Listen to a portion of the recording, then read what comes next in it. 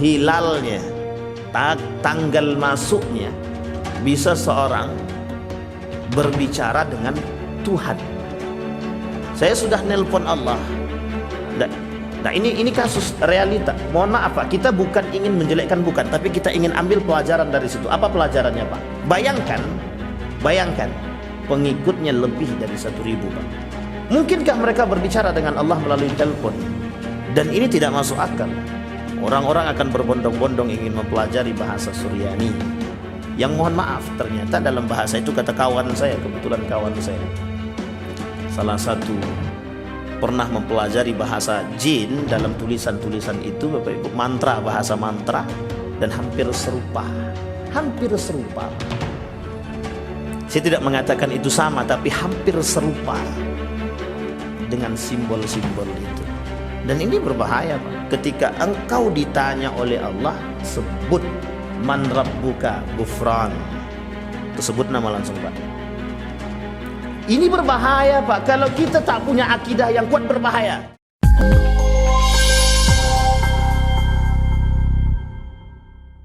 Malam hari ini, di maghrib hari ini, saya ingin menyampaikan satu hal, fenomena terbaru, fenomena kita hari ini.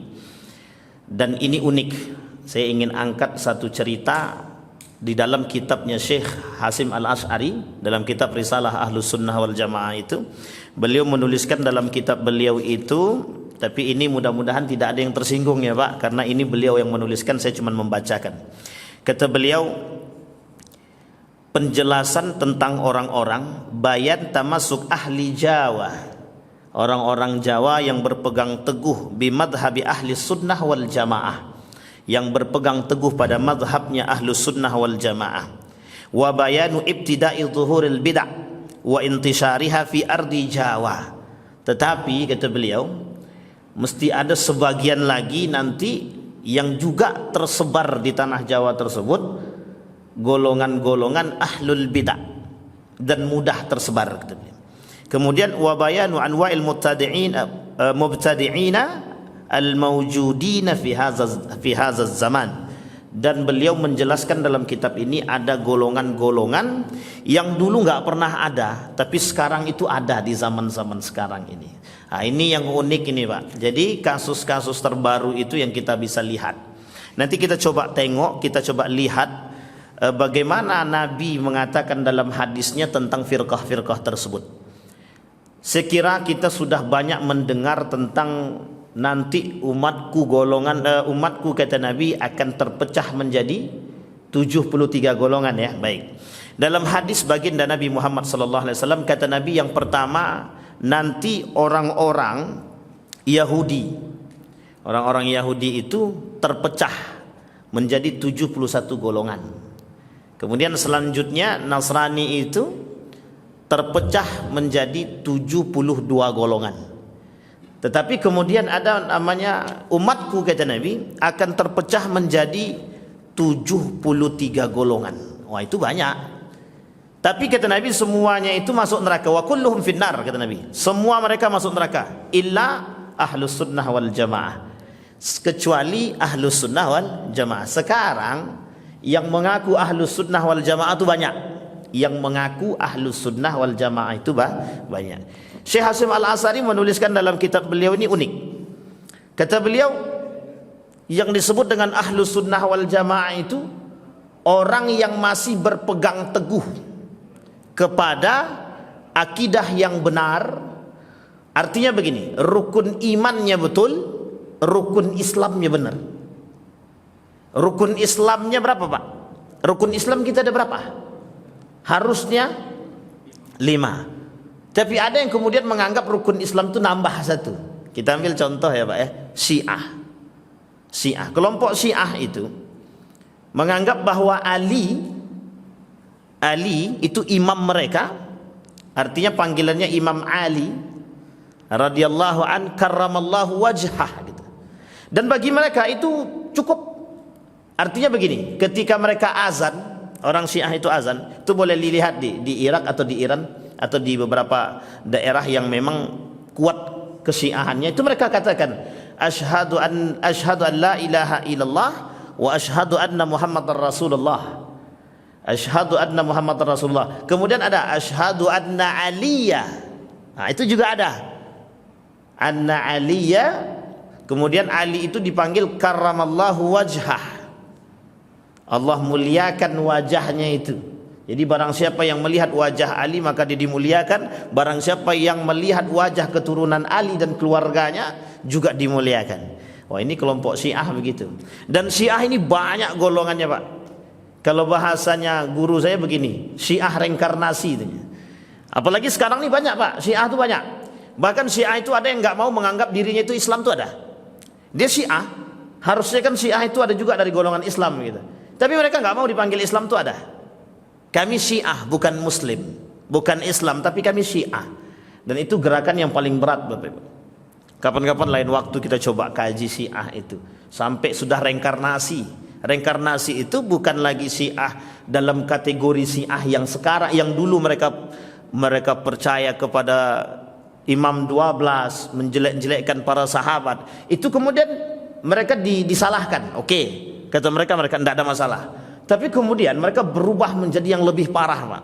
Artinya mereka Syiah, tapi mereka tidak berdebat pada masalah ibadah, tapi justru pada masalah filsafat. Mereka merusak akidah itu dari jalur kalam, ucapan, sehingga bisa menggoyahkan orang gitu. Dan itu berat. Seperti ada namanya penulis Haidar Bagir namanya. Wah, itu dosen, Pak, Universitas Gajah Mada. Mantap, Pak. Itu dosen, Pak. Tapi dia penulis kalimat-kalimat cinta dalam tulisannya, dan dia orang Syiah. Wah, ini uniknya, Pak.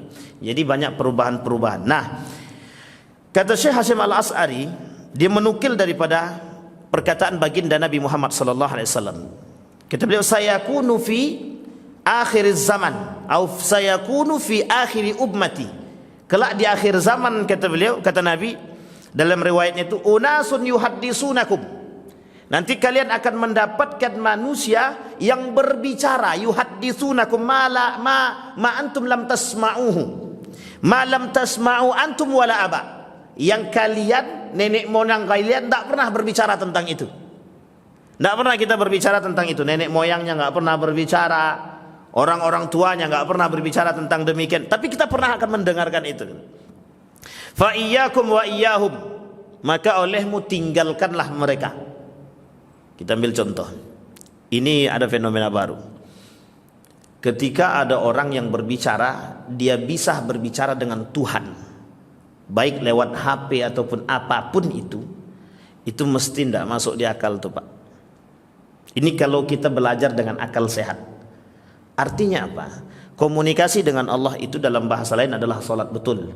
Tapi ketika ada orang yang menganggap dirinya seperti wali, menganggap dirinya wali, kemudian bisa berbicara dengan Allah dengan bahasa manusia, ini yang kemudian kita bingungkan. Dan oleh para ulama itu tidak masuk dalam kategori itu, Pak. Artinya apa? Ada orang yang pintar, ada. Tapi pinteri juga banyak, Pak. Yang uniknya lagi, orang-orang seperti itu punya pengikut. Dan pengikutnya tidak sedikit. Kita ambil contoh. Kasus yang paling sederhana ketika Idul Fitri. Mungkin bapak-bapak sudah pernah mendengar kan? Kasus Idul Fitri. Untuk menentukan hilalnya, tanggal masuknya, bisa seorang berbicara dengan Tuhan. Saya sudah nelpon Allah.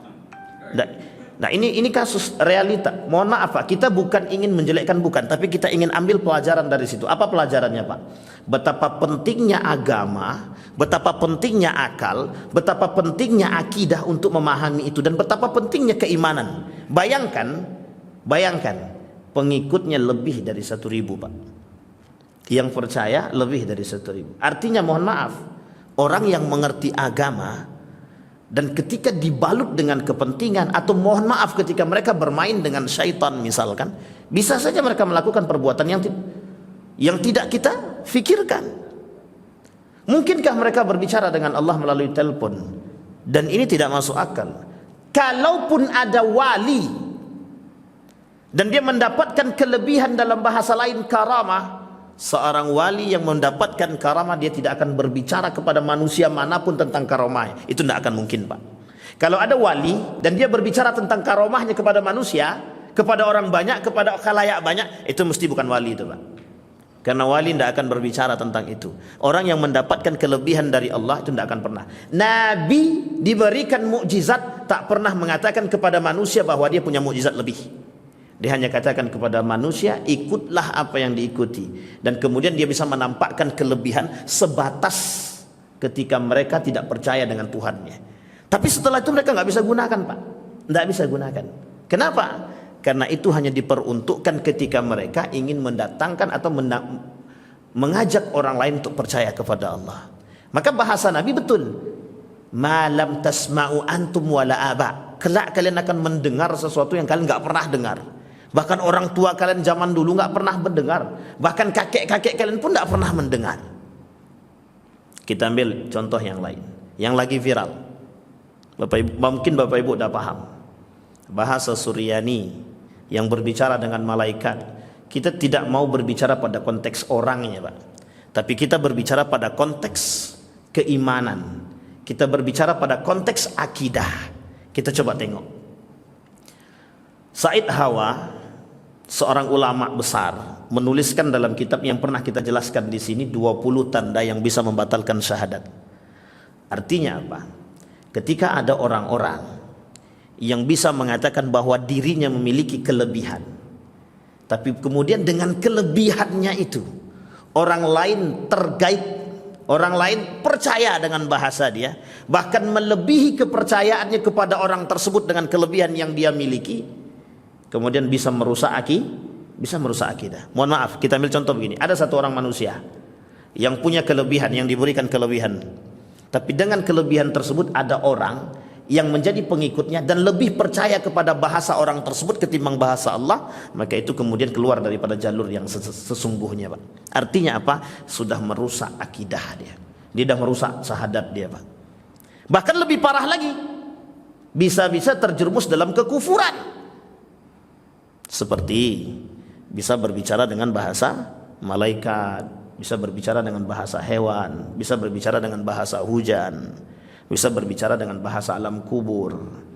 Kita perlu garis bawahi, Pak, setinggi apapun kelebihan manusia, Nabi Sulaiman yang setinggi itu ilmunya, dia tak pernah menampakkan bahwa dia pernah berbicara dengan hujan.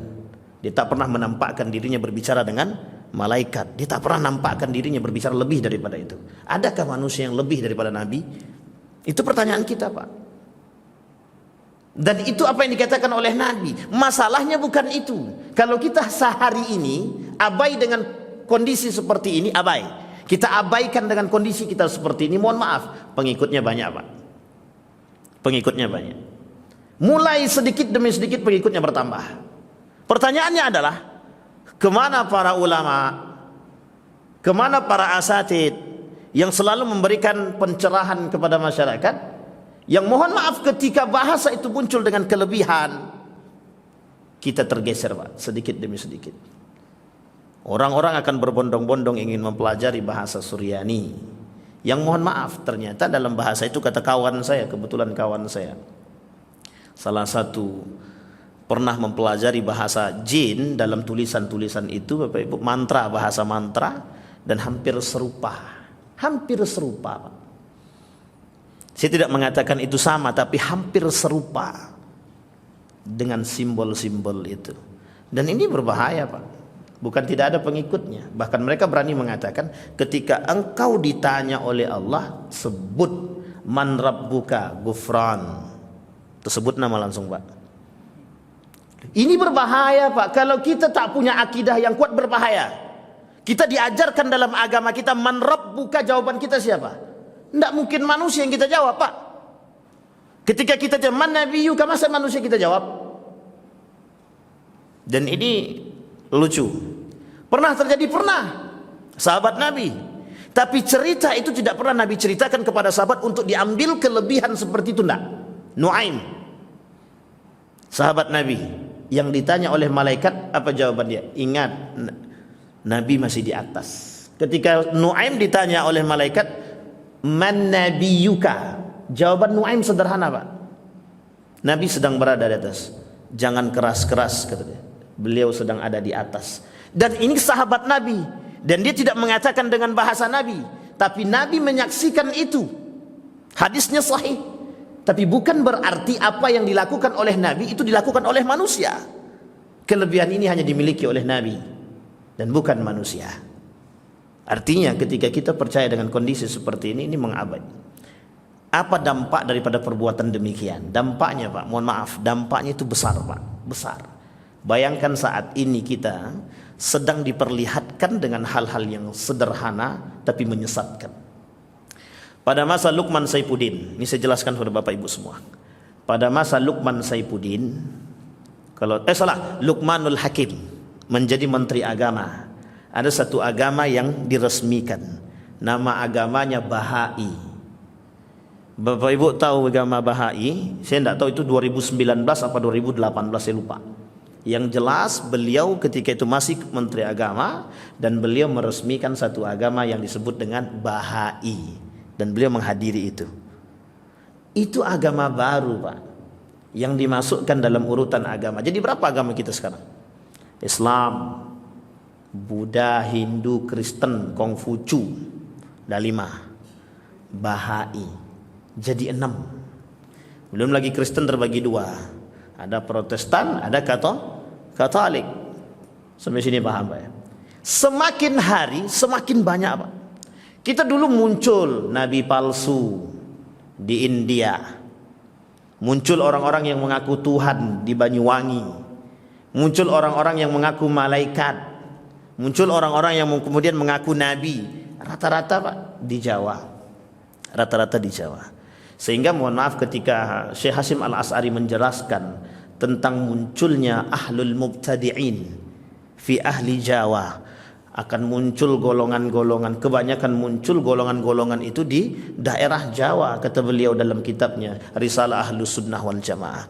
Mengapa? Dan itu menjadi masalah mengapa. Yang itu kemudian dipertanyakan. Bahai sama munculnya di sana. Nabi palsu muncul di sana. Yang mengaku Tuhan muncul di sana.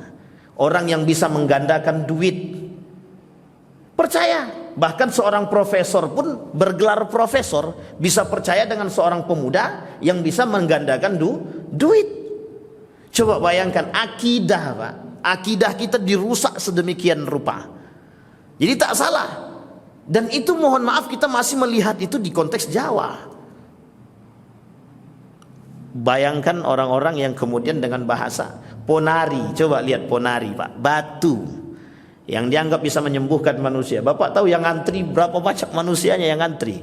Yang dia hasilkan miliaran rupiah Pak hanya karena batu. Yang kita tidak tahu itu batunya bagaimana itu. Sampai sini paham Pak ya. Lam tasma'u antum wala aba. Yang tak pernah dulu dilakukan oleh orang tua kita, orang-orang terdahulu, tapi kemudian dilakukan oleh orang-orang sekarang.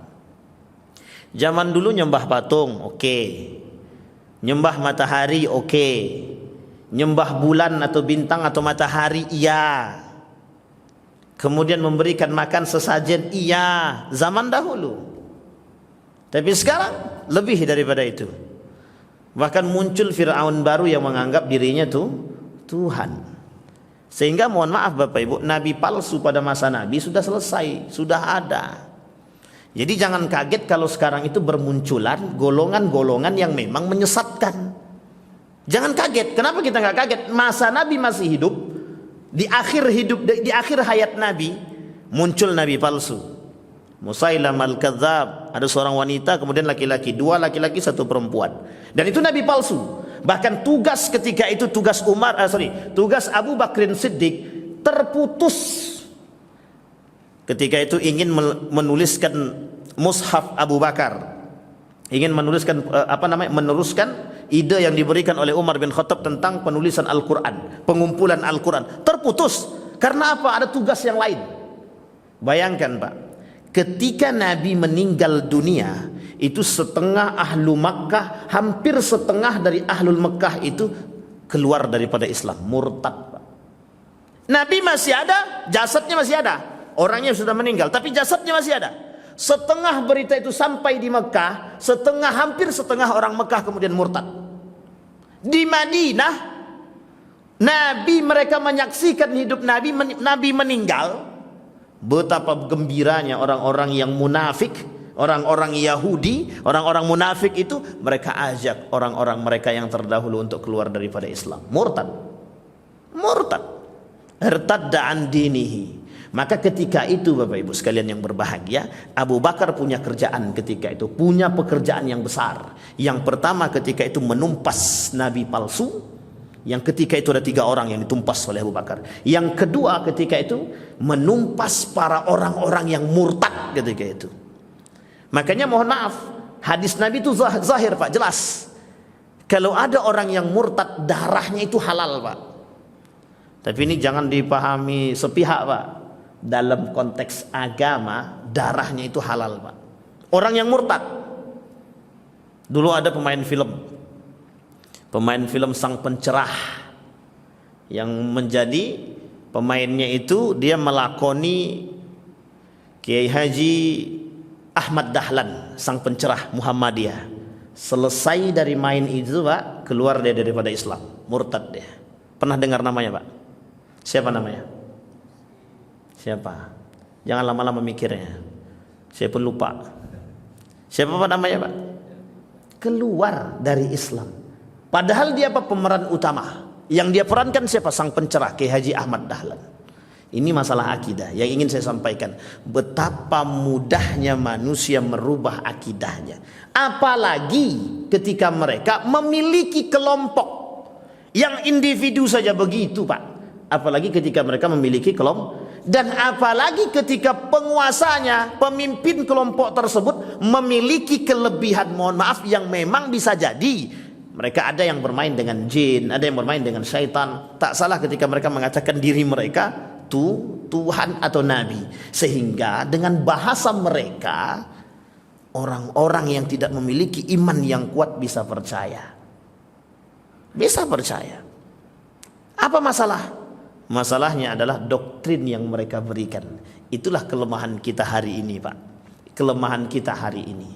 Kenapa? Mudah didoktrin sekalipun doktrin itu menyesatkan. Sekalipun doktrin tersebut menyesatkan. Sampai di sini paham ya Bapak Ibu ya? Jadi ini masalah kita hari ini Pak. Masalah kita hari ini yang harus kita jaga.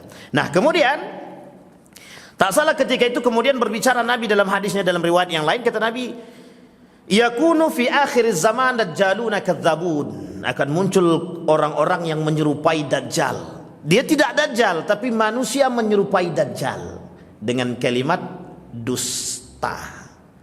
Dengan kalimat apa Pak? Dusta. Jadi pemimpin kelompoknya itu pandai berdusta, dalam bahasa lain pandai bersilat lidah.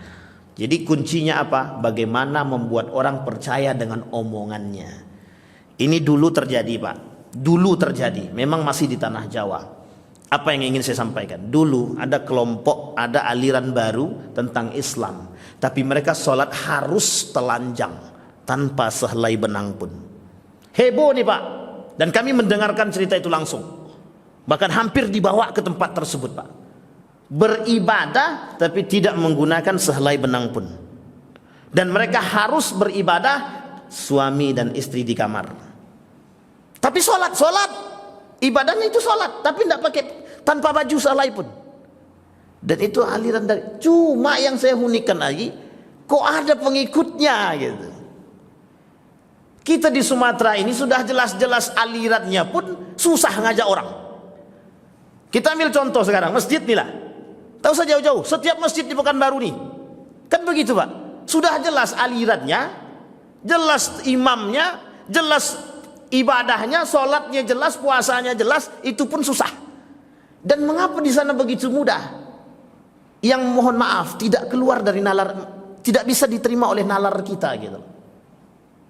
Bahkan ada yang kelompok, ada aliran lain itu yang kemudian mereka sholat itu tidak menggunakan takbir yang sesungguhnya. Allahu Akbar, itu kita. Tapi mereka kemudian membolehkan Allah Maha Besar. Itu nyata Pak. Dan kita melihat itu, kita ketemu Pak dengan orang itu. Nah, coba bayangkan Pak. Saya bilang, ini aliran mana lagi? Betulkah Nabi berkata demikian? Betul. Dari umatku 73 golongan kata Nabi. 73 golongan itu tidak dibahasakan 73, Pak. Artinya apa? Banyak golongan-golongan kelak yang akan timbul, kata Nabi, di akhir zaman itu. Yang timbulnya mereka meresahkan dan semuanya wa kulluhum finnar, kata Nabi, semua mereka dalam neraka. Yang tersisa hanyalah ahlus sunnah wal jamaah. Itu kata Syekh Hasim Al-Asy'ari. Dan Nabi menukil dari perkataan baginda Nabi Muhammad sallallahu alaihi wasallam. Syekh Hasim Al-Asy'ari menukil dari hadisnya Nabi Muhammad sallallahu alaihi wasallam, ahlus sunnah wal jamaah. Nah, siapa ahlus sunnah wal jamaah itu yang kemudian diperdebatkan oleh orang-orang saat ini. Dulu sudah selesai nih, Pak, sudah tuntas. Tapi kemudian muncul golong-golongan yang mengakui ahlus sunnah wal jamaah. Sejauh mereka masih bersyahadat kepada Allah dan Rasulnya. Jadi gini Bapak Ibu, dalam pandangan Muhammadiyah begini, sejauh orang itu masih bersyahadat kepada Allah, sejauh mereka masih bersyahadat kepada Rasulullah, sejauh mereka masih salat, masih puasa, masih zakat dan lain sebagainya, rukun Islam dan imannya masih mereka jalankan, maka itu kata mereka masih dalam golongan ahlus sunnah wal jamaah. Tapi ada yang tidak mengakui demikian, ada yang tidak mengakui demikian, ada. Kata Syiah kurang. Yang harusnya mereka tambahkan adalah imam 12. Yang tidak percaya dengan imam 12 kata Syiah, maka mereka bukan golongan yang selamat. Nah, ini muskilah kita hari ini, Pak. Bahkan pada masa dinasti Abbasiyah itu muncul golongan-golongan ahlul bid'ah, ingkarus sunnah, kelompok yang mengingkari sunnah Nabi. Kelompok yang mengingkari sunnah Nabi. Bahkan dulu di Jawa itu saya pernah ketemu dengan seseorang sedang khutbah Jumat, dia sampaikan tentang ketidakpercayaan dia terhadap Nabi Muhammad sallallahu alaihi wasallam. Itu sebenarnya salat Jumatnya tidak sah itu. Kenapa saya bilang tidak sah? Karena khatibnya tidak percaya dengan Nabi. Bahkan apa dia katakan selesai khutbah Jumat itu, dia katakan, saya tak pernah percaya dengan hadisnya Nabi, karena Nabi Muhammad itu manusia, bisa jadi dia berdusta. Coba bayangkan, Pak. Saya bingung. Di situ kemudian saya berpikir, saya sudah lama sebenarnya berpikir, Pak, mengapa di daerah Jawa ini banyak muncul golongan-golongan yang memang cukup unik, sehingga nama pesantrennya pun pesantren unik. Sampai sini paham, Pak ya? Bapak Ibu tahu ya pesantren unik yang saya maksud ya? Jangan salah, Pak, ada pesantren waria juga di Jogja itu, Pak. Ada pesantren waria. Gimana? LGBT, pesantren waria, Pak. Itu pesantren. Dan ingat, penasehatnya itu doktor lulusan Universitas Islam, dan mereka jurusannya ilmu Al-Quran. Sekarang pertanyaan kita adalah, kalau kita tidak punya akidah yang kuat, bayangkan betapa kuatnya mereka. Kalau kita tidak punya akidah yang kuat, bisa tidak kita percaya dengan perkataan mereka? Maka Allah katakan dalam Al-Quran, wa minan nasi may yu'jibuka qauluhu fil hayatid dunya. Kelak akan muncul orang-orang yang bahasa mereka itu bisa mengokohkan keinginan mereka, bisa mengokohkan kepercayaan mereka, dan orang-orang percaya dengan apa yang dia sampaikan. Dan takjub. Apa maksud takjub itu? Kagum. Ponari, tak ada yang tak kagum. Sampai banyak pengikutnya, Pak, yang datang minta air. Ida Dayak, tidak ada yang tidak kagum, sampai orang berbondong-bondong datang ke sana, Pak, hanya untuk meminta pengobatan. Na'udzubillahi min dzalik. Dan itu kita sudah dibuktikan, Pak. Ditunjukkan oleh Allah zaman. Inilah zamannya. Kemudian kata Nabi dalam riwayat yang lain, la tahmilul ilma an ahlil bid'ah. Nah, kita Bapak Ibu, posisi sikap kita terhadap kondisi tersebut. Kita ambil contoh posisi yang saya maksud adalah pemimpin-pemimpin kelompok. Pemimpin-pemimpin kelompok tadi. Kita tak katakan mereka sesat saat ini, tapi nanti kita coba tinjau di akhir. Betul nggak mereka sesat atau menyesatkan? Yang pertama, sikap kita terlebih dahulu terhadap orang-orang seperti itu. Ketika keluar dari jalur rukun Islam dan rukun iman, ketika keluar dari jalur akhlak yang sesungguhnya, maka kita oleh Nabi, la tahmilul ilma an ahlil bid'ah. Mereka orang yang keluar dari rukun Islam, keluar dari rukun iman, keluar dari akhlak yang mahmudah, keluar dari pemahaman asyhadu an la ilaha illallah wa asyhadu anna muhammadar rasulullah, dikategorikan ahlul bid'ah, bahkan ahlul kufar. Kita, sikap kita tidak boleh mengikuti mereka. La tahmilul ilma an ahlil bid'ah. Sekalipun mereka punya ilmu, kita tidak boleh ikuti, Pak. Bahkan dalam Al-Quran itu jelas Allah sebutkan, jangan kalian duduk bersama mereka. Tapi kalau kita duduk bersama mereka, kata Allah, idzan antum mithluhum, kata dia. Kalian beda tipis dengan mereka. Nah, ini berat, Pak. Baik. Kemudian wala tahmilhu amman lam yu'raf bitalab. Dia tidak tahu, kita nggak kenal dia, kita tidak tahu kapasitasnya dia, kita tidak tahu kapasitas keilmuan dia, kita tidak tahu dia mondoknya di mana.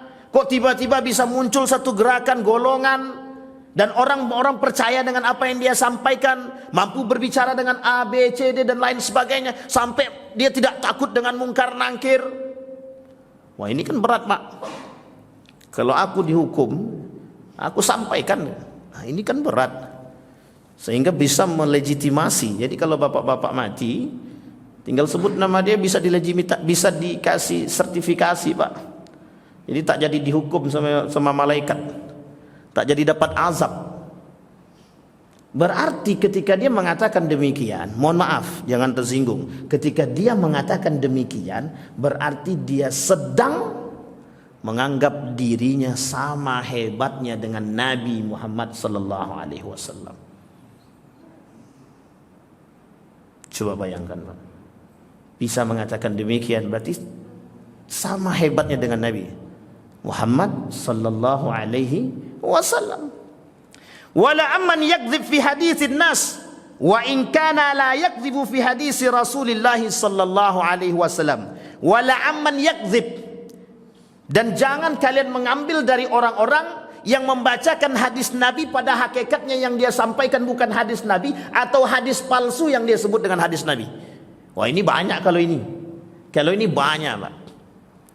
Ada orang-orang yang menyampaikan hadis palsu tapi mereka sampaikan. Wah, kita ambil contoh dulu, kita pernah bahas di masjid ini tentang hadis seputar Ramadan. Wah, itu dulu banyak hadis-hadis palsu itu, Pak. Yang kemudian dikatakan itu hadis padahal dia bukan hadis, tapi hadisnya palsu. Apa maksudnya? Maksudnya adalah kita tidak boleh mengambil ilmu dari mereka. Kita tidak boleh mengambil manfaat dan talab dan rahmat, dan kita nggak boleh mengambil ibrah, mau'izah dari mereka.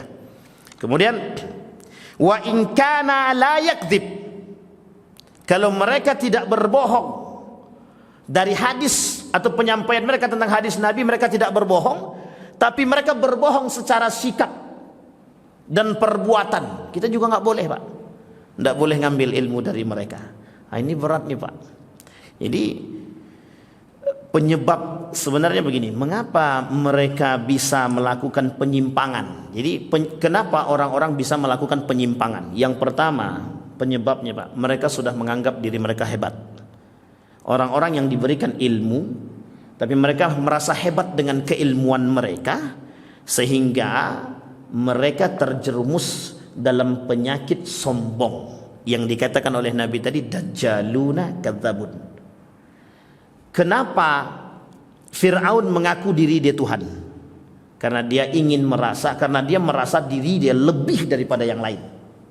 Sehingga keangkuhan dia, kesombongan dia, kemudian kekuatan dia, merasa orang-orang yang lain itu tidak sekuat dia, tidak sehebat dia, dan tidak mampu berbuat apa-apa terhadap dia. Sehingga dengan kesombongan itu kemudian dia mengatakan bahwa diri dia Tuhan. Sampai sini paham, Pak, ya? Nah, ada orang yang kemudian melakukan hal demikian sama. Ketika ada muncul aliran-aliran sesat, itu yang pertama. Karena kesombongan, merasa ilmunya lebih hebat. Yang kedua, mohon maaf, ada orang-orang yang belajar agama tapi tidak sesuai dengan aturan agama. Di sini kita butuh, Pak. Ini yang saya sebut, kalau kita belajar, kenapa Allah sebutkan dalam Al-Quran, hal yastawil ladzina ya'lamuna wal ladzina la ya'lamun. Apakah sama orang-orang yang beribadah dengan ilmu tanpa ilmu? Tak sama, Pak. Tak sama. Allah katakan dalam Al-Quran tidak sama. Makanya mohon maaf, ketika kita belajar beribadah, sholat, puasa, zakat, harus dengan ilmu. Kita ambil contoh yang paling sederhana. Apa yang paling sederhana? Ketika kurban kemarin, berapa banyak tradisi adat-adat yang terdahulu kita pakai dalam pemotongan kurban. Padahal sebelum kita melakukan ibadah tersebut, kita harus kembali kepada agama. Lihat aturan main agama. Tapi masih banyak orang-orang yang kemudian bermain dengan aturan adat, tradisi. Kami dulu ndak kayak gini modelnya, dulu tuh ndak ada kayak gini. Yang dulu itu mungkin belum mengerti aturan agama. Yang sekarang kalau sudah dikasih tahu aturan agama, ya tolong diikuti. Bukan yang diikuti tradisi yang dahulu. Apa penyebabnya? Penyebabnya kedangkalan pengetahuan. Atau sebaliknya, bisa jadi kita menangkap ilmu pengetahuan orang-orang dahulu itu belum nyambung, belum sampai. Sehingga kita tidak menyalahkan orang terdahulu, bisa jadi kita yang salah dalam memahaminya. Atau sebaliknya, bisa jadi memang dahulu, orang zaman dahulu, karena keterbatasan media untuk mempelajarinya dan keterbatasan tempat untuk belajar, sehingga mohon maaf ada kekurangan. Yang diharapkan oleh mereka adalah datangnya orang-orang kemudian untuk memberikan pembaharuan, memberikan penerangan terhadap ilmu-ilmu tersebut. Bahaya Pak kalau kita belajar tanpa ilmu, itu bahaya. Kita ibadah tanpa ilmu berbahaya. Terutama permasalahan akidah, itu sangat berbahaya. Apa bahayanya? Kita terjerumus dalam kemusyrikan, kita terjerumus dalam kekufuran. Bahkan bisa jadi kita terjerumus dalam irtadda, murtad, keluar daripada agama. Nah, ini yang kemudian harus kita pahami. Baik. Yang ketiga, penyebab terjadinya penyimpangan dalam agama itu disebabkan faktor yang ketiga itu adalah apa yang terjadi memang sudah menjadi sunnatullah. Jadi mereka orang-orang yang tidak percaya dengan sunnatullah, orang yang tidak percaya dengan sunnatullah, tapi mereka percaya dengan akal. Jadi ada orang-orang yang meninggikan akalnya sehingga dia tak percaya dengan sunnatullah. Artinya apa? Mukhalifina an sunnatillah. Mereka bertolak belakang daripada sunnahnya Allah. Sunnatullah itu begini. Mereka tidak percaya bahwa penciptaan alam semesta ini itu adalah yang mengatur Allah. Tak percaya mereka. Mereka tidak percaya kalau azab yang diberikan oleh Allah kepada kaum Nabi Lut itu adalah karena mereka melakukan homoseksual. Mereka tidak percaya. Artinya mereka nggak setuju dengan itu. Mereka nggak percaya dengan takdirnya Allah. Mereka tidak percaya. Artinya apa? Di sini mereka tidak percaya dengan sesuatu yang memang itu adalah kehendak Allah. Nah, itu yang kemudian menjadi masalah dalam diri mereka. Sehingga yang mereka angkat adalah akal, percaya kepada akal, dan itu bisa menyesatkan. Kita ambil contoh sederhananya bahwa kenapa berani orang-orang mengatakan berani dia mengatakan bahwa saya sudah menelpon Tuhan. Secara nalar kita yang sehat ini mungkin tak sampai, tapi bagi nalar dia mungkin sampai. Karena Allah itu mengerti semua bahasa, karena Allah mengerti segala kondisi. Artinya ketika dia nelpon Allah dengan bahasa apapun, dengan media apapun, bisa saja dia lakukan dan mereka percaya. Dan ini kemudian Pak. Nah, yang menjadi masalah kita saat ini adalah bagaimana kemudian kita memposisikan orang-orang yang terdekat dengan itu bisa kemudian terselamatkan dari pengaruh-pengaruh kesesatan tersebut. Dampaknya adalah rusaknya akidah. Sampai di sini paham ya Bapak Ibu ya? Bahaya Pak. Kalau akidah sudah rusak kita tidak bisa Pak. Tidak bisa main-main dengan tidak bisa main-main dengan akidah. Ibarat orang berakidah itu seperti berada telur di atas ujung tanduk. Salah langkah saja dia dalam berakidah itu bisa terjerumus jatuh. Bisa jadi jatuh dalam kekufuran, bisa jadi jatuh dalam kemusyrikan. Makanya mohon maaf Bapak Ibu. Contoh sederhananya dukun. Dukun itu ada yang menganggap orang pintar. Pertanyaannya banyak enggak yang datang ke orang dukun, ke dukun itu Pak? Nabi sudah katakan, man ata kahinan fatasaddaqa bima qala faqad kafara. Yang datang ke dukun, percaya dia dengan apa yang dilakukan oleh dukun, kafir tuh Pak. Nah, sekarang pertanyaannya banyak enggak orang-orang kita yang datang ke dukun? Bahkan mohon maaf karena dulu itu dukun itu sangat beruntung dan kaya. Banyak orang-orang yang mempelajari ilmu perdukunan. Mantra-mantra itu Pak, itulah bahasa yang dipakai untuk mendatangkan jin dan lain sebagainya. Sehingga mohon maaf Pak, Dulu ilmu perdukunan itu laris Pak, laris sangat, sangat laris. Untuk apa? Ya cari duit lah, untuk mendatangkan duit dan keuntungan. Dan rata-rata dukun itu mainnya dengan setan Pak, main dengan jin. Itu penting untuk kita pahami. Nah, sekarang mendatangkan orang saja untuk sholat saja susah gitu. Tapi itulah uniknya Pak. Makanya disebut dengan pesantren unik gitu. Karena memang saking uniknya gitu. Dan yang percaya, mohon maaf itu, yang percaya kiai-kiai pun percaya Pak. Ada kiai-kiai yang percaya dengan ucapan itu gitu. Disinilah kemudian yang kita sayangkan dan kita sedihkan. Betapa mudahnya merusak akidah dengan bahasa yang begitu, sehingga generasi kita ke depan yang kemudian kita prihatinkan. Mungkin bapak-bapak yang di sini ini tidak terlalu kita prihatinkan Pak, masih jauh. Tapi kalau 20 tahun yang akan datang, itu yang kemudian kita tidak mengerti. Apakah mereka akan mengenal? Apakah betul? Dulu begini Pak, satu cerita ketika Sunan Kalijaga, ada tulisan ini tulisan yang ketika tahun 2010 saya berangkat haji ke Mekah. Kemudian saya ketemu dengan salah seorang sahabat saya di Universitas Islam Madinah. Ada satu tulisan, yang tulisan itu membahas tentang tulisannya Sunan Kalijaga dengan muridnya. Ketika Sunan Kalijaga mengajarkan kepada muridnya tentang ilmu-ilmu agama, ada kemudian muridnya yang protes. Sunan Kalijaga dia datang ke rumah orang kaya, dia rampok, dia ambil, dia berikan kepada orang-orang yang tak mampu. Jadi rumah orang-orang yang kaya itu dirampok oleh Sunan Kalijaga dengan muridnya. Kemudian hasil rampokan itu dia berikan kepada orang-orang yang tak mampu. Dalam bahasa kita, betul apa salah? Merampok salah apa betul? Tapi merampok orang kaya untuk diberikan kepada fakir miskin, betul apa tidak? Salah juga Pak ya. Nah, kemudian bertanya muridnya kepada Sunan Kalijaga, apa betul agama mengajarkan hal demikian? Atau dengan aturan agama-agama yang diajarkan? Apa kata Sunan Kalijaga ketika itu? Kata Sunan Kalijaga, kelak akan muncul orang-orang yang akan memberikan pengetahuan lebih tentang agama. Betul Pak, betul. Apa yang saya katakan betul? Kita ambil contoh.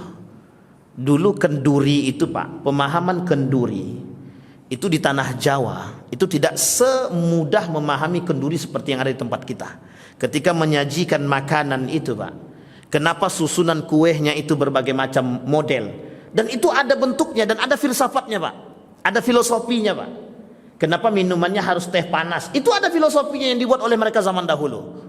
Dan kemudian itu yang kemudian ditanyakan oleh para sahabat, para murid kepada gurunya, apakah seperti ini Islam? Dan kemudian dijawab, kelak akan muncul golongan-golongan yang akan membaharui hal demikian. Karena waktu itu terpaksa untuk berjuang agama, memperjuangkan agama, waktu itu terpaksa. Tidak bisa Pak. Non muslim pengen menghancurkan Islam, dia masuk dulu ke dalam Islam, baru dia bisa hancurkan. Kita ketika itu, pada masa ketika itu penyebaran Islam, kalau tiba-tiba Islam kemudian ikut-ikutan atau kemudian mengatakan bahwa A haram, B haram, C haram, tidak ada yang mau masuk Islam Pak. Sama dengan Nabi, ketika masa Al-Quran itu turunnya Al-Quran itu bertahap Pak. Al-Quran tidak mengharamkan khamar secara sekaligus. Apa kata Al-Quran?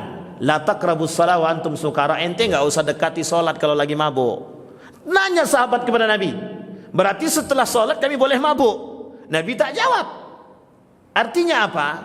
Tidak bisa tiba-tiba mereka katakan haram zina, haram mabuk-mabukan bagi Islam. Orang tidak akan mau lagi masuk Islam ketika itu Pak. Sehingga apa? Bertahaplah. Ketika riba bertahap, hukum-hukum itu diharamkan secara bertahap, tidak bisa secara langsung. Hanya saja ketika di Mekah itu lawannya langsung kepada, karena di Mekah ketika itu lawannya adalah patung, kepercayaan dan akidah yang kemudian harus digeserkan Pak. Nah, itu kemudian masa zaman dahulu ketika banyak patung-patung, banyak kerajaan-kerajaan yang memasuki unsur mistis dalam setiap gerakan mereka dan perbuatan, maka dibutuhkanlah ketika itu kekuatan-kekuatan dan kepercayaan yang sehingga bisa menjadi lawan bagi pemahaman-pemahaman terdahulu yang harus dibersihkan. Nah, sekarang kita sudah nggak ketemu dengan begitu, Pak. Mencari orang menyembah patung sekarang susah. Orang muslim menyembah patung tidak ada lagi. Orang yang kemudian menyembah matahari tidak ada lagi. Tapi ada orang-orang yang menyembah pohon, masih tersisa sedikit. Terkhusus di Riau ini masih ada sedikit. Tapi muslim, sesajenan masih ada, tapi sedikit. Dengan menyembah kemudian binatang sudah sulit kita temukan. Artinya semakin berkembangnya zaman dan semakin bertambahnya para orang-orang yang alim dan mengerti agama, seharusnya bisa semakin membuat lurusnya agama. Tapi kemudian ada orang-orang dengan unsur kepentingan dan lain sebagainya yang menganggap dirinya lebih, kemudian menyelewengkan kembali. Kesimpulan dari apa yang kita sampaikan malam hari ini, di zaman yang serba edan ini, itu kita penting mempertahankan akidah yang pertama. Yang kedua, kita penting untuk kembali kepada Al-Quran dan hadis dan qaulus sahabat. Yang ketiga, kita perlu berkumpul dengan orang-orang yang soleh agar kita masih bisa bertahan. Dan terakhir, yang keempat, kita harus menjaga generasi kita dari kerusakan akidah. Saya kira itu saja, mudah-mudahan bermanfaat bagi kita semua. Fa'tabiru ya ulil absar la'allakum tuflihun. Assalamualaikum warahmatullahi wabarakatuh.